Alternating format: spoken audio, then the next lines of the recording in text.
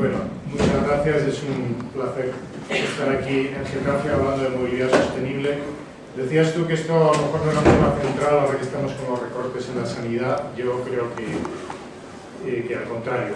El tema de la movilidad sostenible sí es un tema central.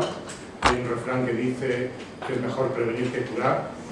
Y la movilidad tiene que ver con la salud. Como sabéis, la Comunidad de Madrid cumple las directivas europeas de calidad del aire, a pesar de haber tenido 10 años para adaptarse, solicitaron una prórroga, se la han concedido.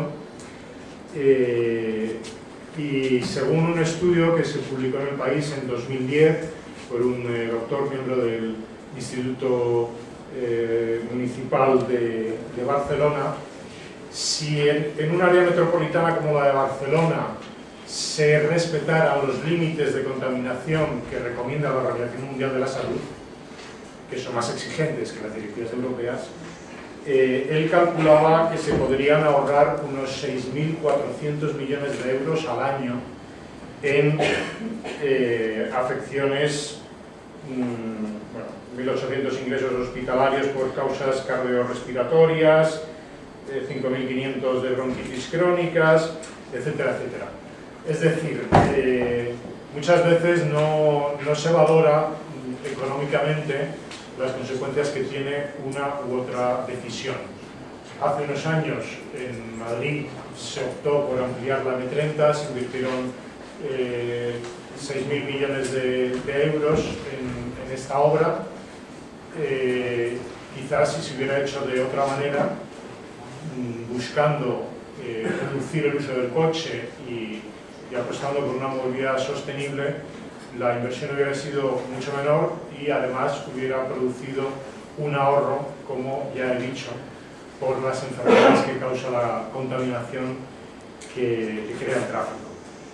La movilidad sostenible son fundamentalmente tres patas: andar, pedalear y el transporte público, que es la forma más eficiente.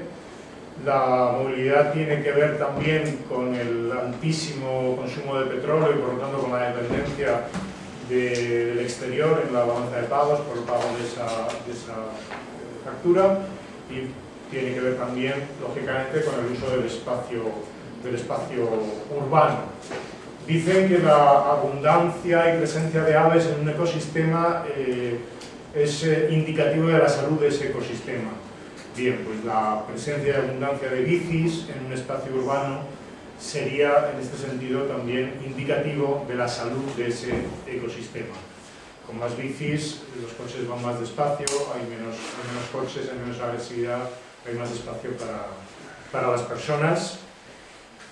Y bueno, desde el Foro por la Movilidad Sostenible de la Comunidad de Madrid presentamos ya hace algún tiempo una propuesta para una ley de movilidad sostenible, como hay en Cataluña, que obligaría a ayuntamientos, polígonos industriales, etcétera, etcétera, grandes empresas, a elaborar planes de sostenibilidad que permitan dar satisfacción a las necesidades de movilidad que tiene la ciudadanía, pero de forma eficiente y de forma sostenible.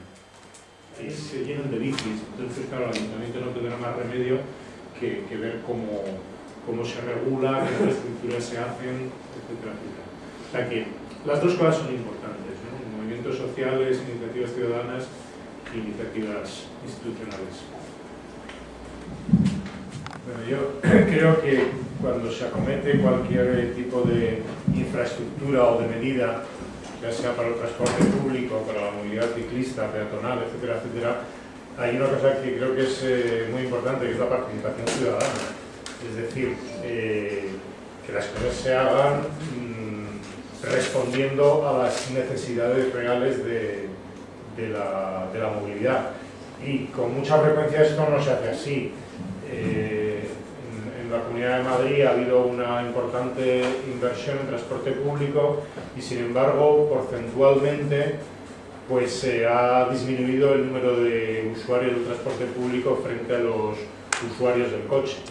Ha habido infraestructuras como el metro ligero pues que no se justificaban socialmente por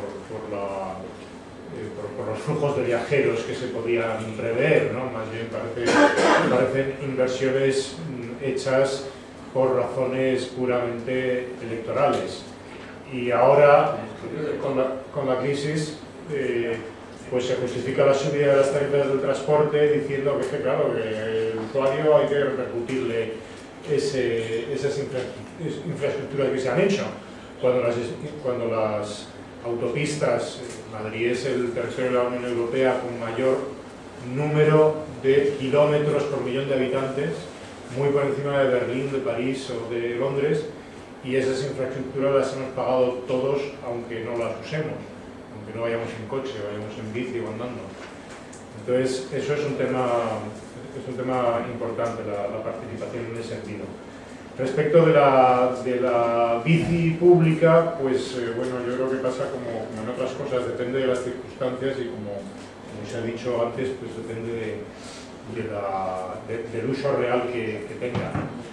En muchas ciudades la bici pública tiene un efecto de estimular el uso de la bici, pues porque bueno, los usuarios, digamos, esporádicos, ya sean visitantes o bueno, gente que no tiene bici pero que en un momento dado pues resuelve en su desplazamiento utilizar una bici, creo que tiene un efecto positivo. Sería interesante que los sistemas de bici pública estuvieran integrados en el transporte público, es decir, que yo voy con mi abono de transportes o con mi bono metro y paso al tren o paso al metro o utilizo una bici pública, ¿no? Y creo que hay ciudades donde esto está contemplado. En ese sentido sería interesante probablemente la transferencia de la red de cercanías a la comunidad autónoma, ¿no? Como ocurrió en Cataluña, y la integración de la red de cercanías en el consorcio de transportes, de manera que si tú te mueves en una determinada área con un título de transporte, puedas pasar del tren al metro, al autobús, del autobús al otro autobús, sin pagar dos veces el billete. Yo creo que esa integración tarifaria, junto también pues con una revisión a la baja del precio de los títulos de transporte, ¿no? Particularmente pues, los que más se utilizan, sería muy necesaria. Yo creo que es necesario hacer una transición a la electricidad de todo el sector del transporte, por múltiples razones, por las emisiones de CO2, el efecto sobre el cambio climático, por el precio del petróleo, el pico del petróleo y por el efecto de la contaminación.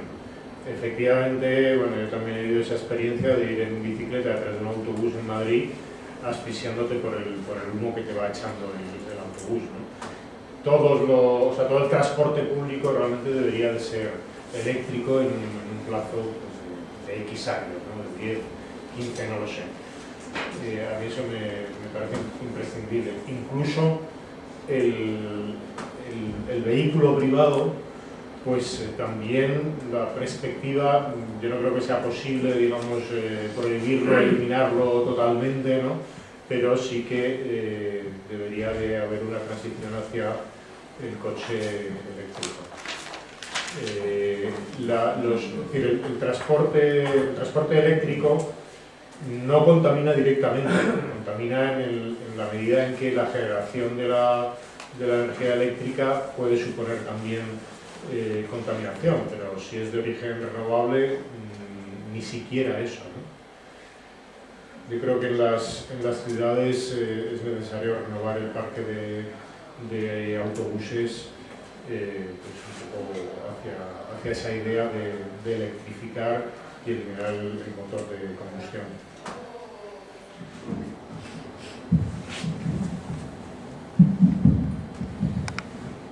Bueno, muy interesante el debate y las aportaciones. Yo creo que lo que necesitamos es un cambio de la cultura de la movilidad, igual que necesitamos un cambio del modelo energético.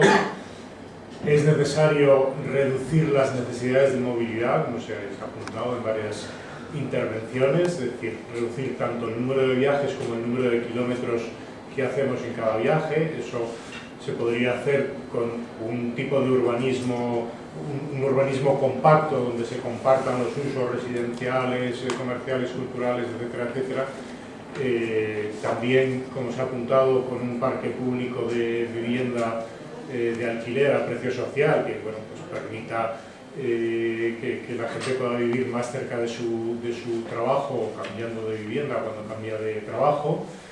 El teletrabajo es también una forma de reducir las necesidades de movilidad. Si un día trabajas en casa, pues evidentemente estás eliminando 2 viajes semanales de ida y vuelta con todo lo que conlleva. Y bueno, pues muchas gracias y enhorabuena por este debate. Ha sido un placer compartir con todas vosotras.